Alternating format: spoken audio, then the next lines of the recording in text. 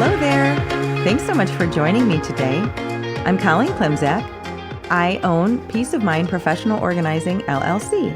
I'm an organizational and productivity coach and a certified professional organizer. Since 2003, I've been helping my clients live better lives through organizing and organizational and productivity coaching. I support my clients and my community with coaching, in-person and virtual organizing, my weekly podcast called Your Organized Life with Colleen Klimczak, a free weekly virtual productivity session called Finish Line Friday, a free weekly email newsletter, and regular content on Facebook and Instagram. I also offer presentations and professional development to groups and companies. And coming soon, like hopefully in the next few months, I will be launching a membership circle to support my community with even more coaching and productivity content.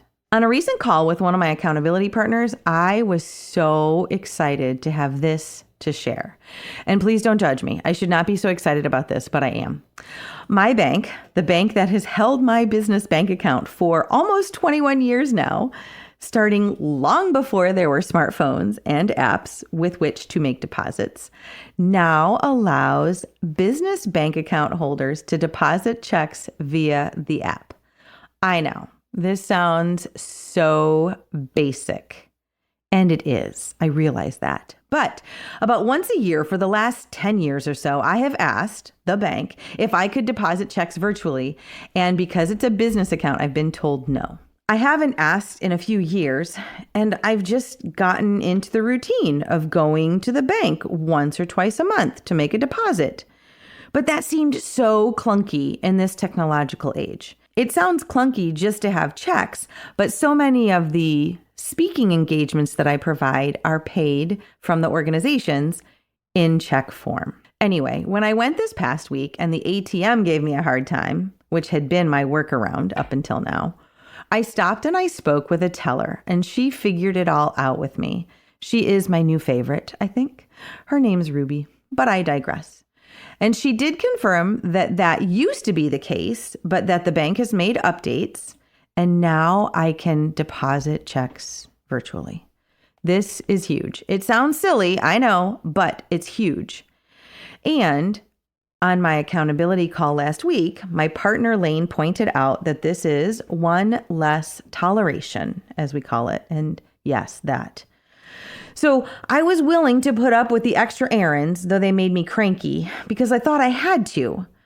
But now, with some digging and persistence, we came up with a much shorter and smoother process. Hooray. And this made me think about the question of duplicates. So I've talked about the question of duplicates many times in the past month at my presentations.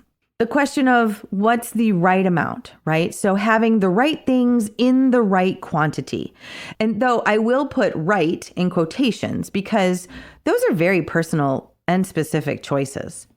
In this case, one convenient way now of making deposits and managing my money. Yay! We don't have to have 100 things. We will be happier, most likely, with fewer if clutter is a struggle for us. We just need the right things. And here's a twist. The less clutter we have overall, the fewer duplicates of necessary items we'll need because we'll find things easier. Whoa, mind blown, right? The less stuff we have, the less stuff we need. Yep, I said it. The less stuff we have, the less stuff we need. Wow. And as always, we aren't talking about just physical things here. We are also talking about the quantity of responsibilities or relationships or routines. So what I want to talk about is an article I wrote about 6 years ago now, and the title is Life's Too Short for Crummy Pens, the question of duplicates. And I start out by saying, if you're reading this, you probably have clutter. And let's be honest, if you have a pulse, you probably have clutter. Every person has at least a little clutter. You certainly have stuff, as we all need at least some stuff, food, clothes, furniture, books to survive. And when we have stuff can build up and become clutter. And according to Barbara Hemphill, who is considered the matriarch of the organizing industry, clutter is anything we don't need, use, or love. So a powerful question, as asked by a Facebook friend recently, was duplicates. How many is enough? How many is too many? This friend was asking about her son's clothes, but the question can be asked about pretty much anything. T-shirts, socks, cars, hammers, coffee mugs, writing implements, like the pen. I mean, hey, we need pens. We need pens in many places around our home and workspaces. But with just 2 hands, we only need 1 pen at a time. And hey, it had better be a good pen. I have come to appreciate a really good pen. My personal favorite is a blue or black Pilot G2.38. Few things frustrate me more than reaching for a pen and coming away with a broken or dried up or wrong color pen. Life is just too short for crummy pens. So I talk about duplicates in my Organized Kitchen and Clear the Clutter classes. And I mentioned mug math. So the questions we ask, right? So how many coffee drinkers are in my house? Just me. How many cups of coffee do I drink per day? 2. And how many days, how often do we run the dishwasher? Maybe like every other day. So technically, in theory, I need 4 coffee mugs. That's a need. And of course, we have more than 4 coffee mugs because, sometimes we have company. Or more likely, we use the mugs for ice cream or cereal because they have handles. Or brownies in a mug. Yes, that's a thing. Or I shake things up and I also have a cup of hot chocolate or of tea. So I need 4, right? And maybe a few more, but I don't need 40. There will never be 40 people drinking coffee at my house at once. Honestly, if I have more than 40 people over, we're usually drinking beer or wine or soda, some of which conveniently come in their own containers. So the question of mug math is, how many is enough? How many is too many? And that kid t-shirt question, right? My client on Facebook asked the question, and we used to too when our kids were little. And here's how to think it through. The child wears, number of shirts per day times how often do you do laundry, right? So maybe you 2 shirts a day times 7 days. Obviously, we do laundry more often than that, but you just need to start somewhere. So for the child, we need, let's say 14 shirts. And since we like options, we keep more than 14 shirts. But we don't keep 50 because they won't fit in the drawer. Maybe not even 40 fit in the drawer. And so now, or any time really, may be a good time to re-choose or reshop our favorite 20 or 25 of t-shirts or anything else and let the rest go. So I hope you see my point. We need to find the happy medium for our items. Enough mugs or enough socks or t-shirts or pens that our needs and wants are met, but not so many of something that it falls out of the cabinet or out of the dresser drawers or looks cluttered or drives us crazy, right? So finding that happy medium. There are some items we need in duplicate, right? Every room needs a garbage can, a box of tissues, and a surge protector, right? In my house, for some reason, most rooms need a pair of scissors and some Band-Aids, and yes, some of those pens.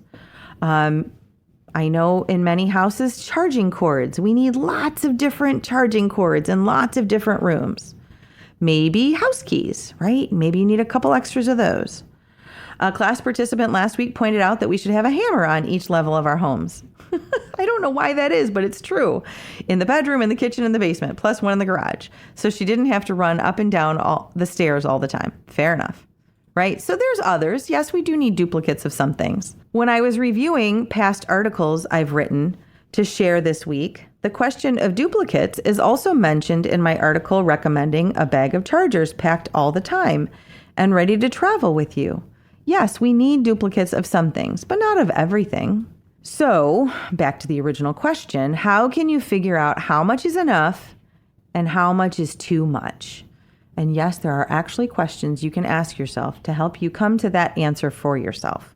So, what is the relative cost of the item?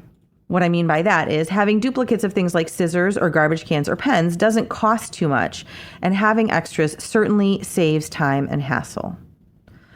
Asking how often do you really need to use that type of item, right? So having extras of those things that we use all the time can absolutely cut down on struggle. Are there convenient alternatives? For example, scissors have a very specific function that few other items can perform. However, anything can be a bookmark. So, anything can be a bookmark, but not everything can cut a piece of paper cleanly in half. Perhaps we just need duplicate accessories.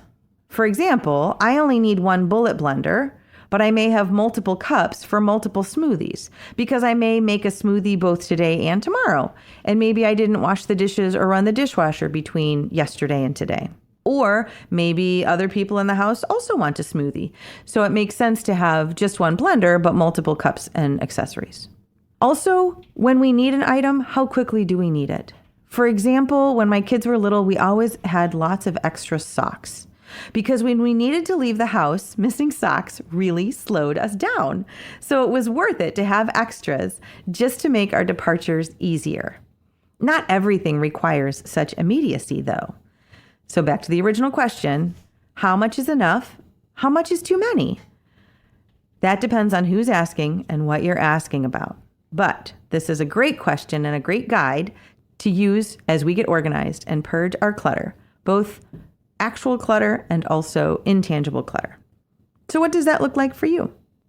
So support around getting things done is what productivity coaching is all about. If it's time to invest in yourself and explore coaching for organizing and productivity, I would love to hear from you. Drop me a line via email at colleen@peaceofmindpo.com or message me through any of my social media platforms like Facebook, Instagram, or LinkedIn. Thanks so much, and I'll talk to you next week.